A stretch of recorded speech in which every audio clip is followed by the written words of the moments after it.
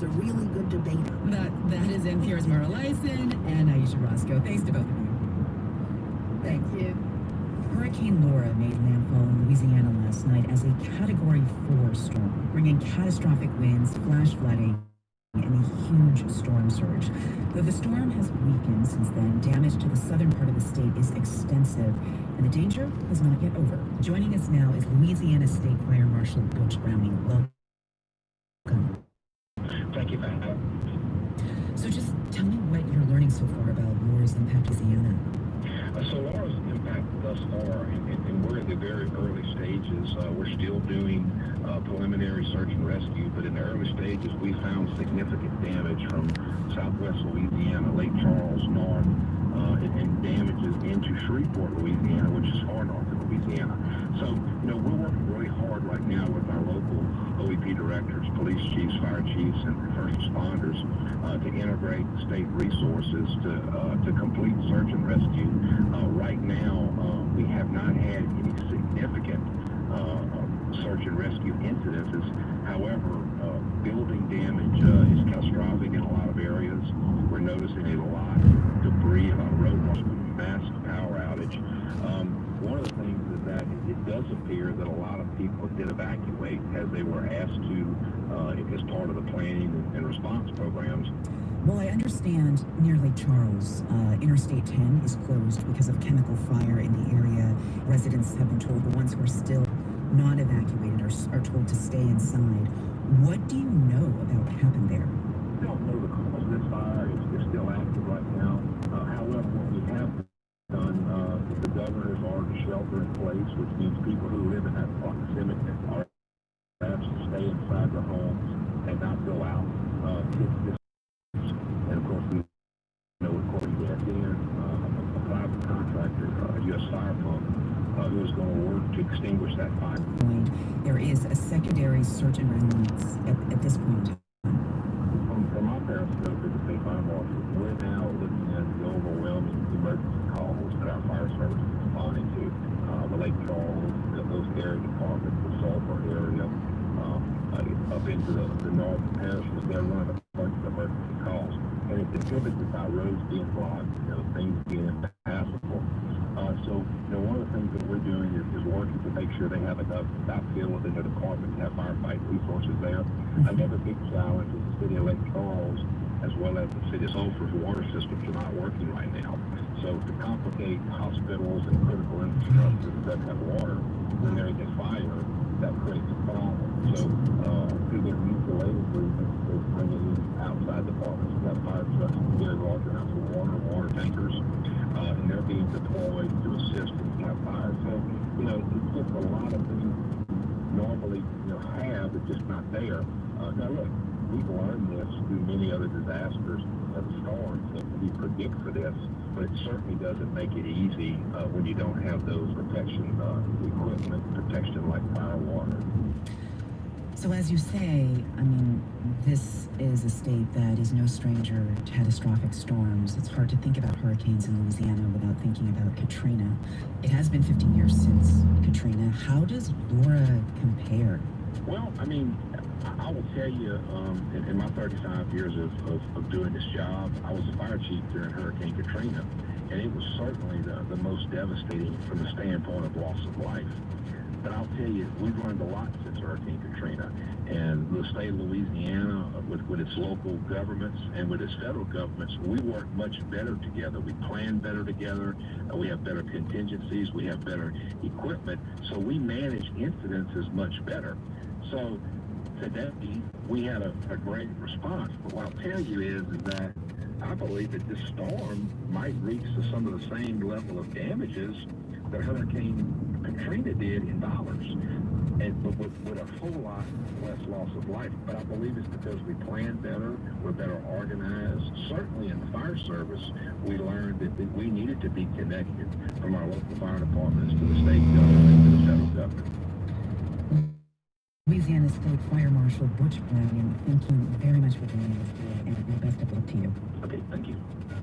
You're listening to All Things Considered from NPR News. Thanks for joining us for All Things Considered on WEKU. The ongoing protests over racial and economic injustices mirror concerns voiced 57 years ago at the historic March on Washington. Four Chicagoans reflect on events and their significance then and now. That story coming up in just a few minutes on All Things Considered. WEKU is supported by Kroger, offering delivery and pickup services to help customers get what they need when they need it. Available through Kroger.com or the Kroger app. Kroger, fresh for everyone. The voices of the next Eastern Standard.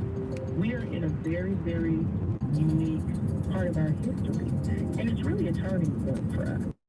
We have chosen to make an attempt to live stream our classes. There were foster parents who said that their kids have just really turned inward.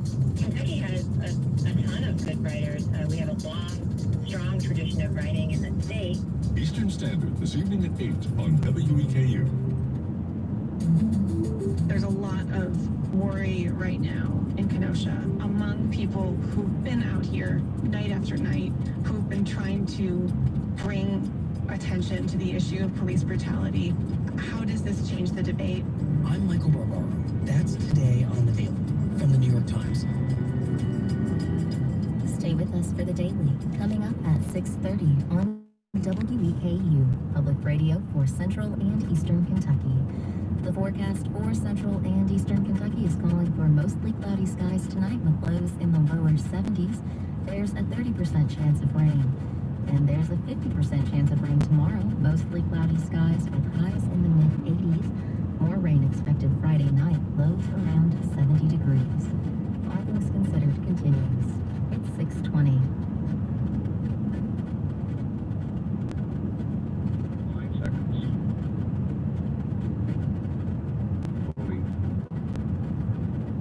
Service teams generate leads, grow sales, and innovate the customer experience. More at HubSpot.com. Grow better. And from the Robert Wood Johnson Foundation, supporting those working towards a day when no one has to choose between paying rent, putting food on the table, and protecting their health and the health of others. rwjf.org. From NPR News, this is All Things Considered. I'm Elsa Chang. And I'm Audie Cornish. Law enforcement officials in Kenosha, Wisconsin have been mostly quiet since the police shooting of Jacob Blake on Sunday. But after 3 protesters were shot, 2 of whom were killed, and a 17-year-old was arrested for those shootings, the chief of police, Daniel Miskinnis, went in front of cameras and said this. The curfew is in place to protect. Had persons not been involved in violation of that, perhaps the situation that unfolded would not have happened. Joining us now to talk about the Kenosha Police Chief is Gina Barton. She's a reporter with Milwaukee Journal Sentinel. Welcome to the program. Thanks for having me. I want to talk about what Ms. Skinnis said after what we heard earlier. An individual from Antioch, Illinois, was involved in the use of firearms to resolve whatever factor was in place. The result of it was 2 people are dead. What's the reaction to this idea, the way the police chief is describing potentially the shooter as someone who was there to resolve conflict? As you can imagine, the reaction has not been good here in Wisconsin. Today, the ACLU is calling for the police chief and the sheriff to resign, and people are really unhappy that he seems to be blaming the victims for being shot and turning an armed 17-year-old into some sort of hero. He was also asked about the idea of armed groups, self-styled militias, patrolling the streets of Kenosha, and some videos of his officers allegedly offering them water, thanking them for coming out. How did the chief respond? The chief did not want to get into that in terms of, he said he wasn't aware that that had happened. The sheriff, however, said the sheriff's deputies would give water to anyone, and people had called him and said, will you deputize citizens?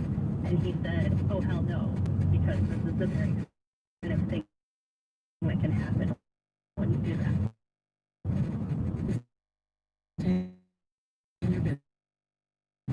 This police chief is very law and order